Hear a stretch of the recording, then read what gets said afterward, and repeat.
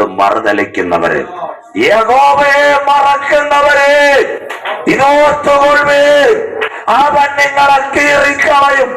പിടിപ്പാൻ ആരും ഉണ്ടാകുകയില്ല. തിരുവനന്തപുരത്ത് വെള്ളറടയിൽ പോയ ഒരു നല്ല ഉപദേശം ഉണ്ടായിരുന്നു.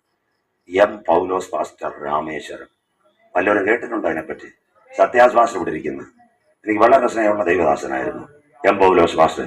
എവിടെ വെച്ച് കണ്ടാലും ഊരമ്പലും അവിടെ എവിടെ എല്ലാം കണ്ട് പ്രസംഗിക്കുന്നത് എന്നോട് ചോദിക്കുമായിരുന്നു, പാസ്റ്ററെ പൈസ വല്ലതും വേണമെന്ന്. ഞാൻ സ്നേഹത്തോടെ പറയാം. ഞാൻ പറയും, എൻ്റെ പൗലോസ് സാർ എവിടെ പ്രസംഗി വണ്ടിക്കൂലിട്ട് പാവപ്പെട്ട ദൈവമക്കൾക്ക് നിങ്ങൾ കൊടുക്കാൻ പറയും.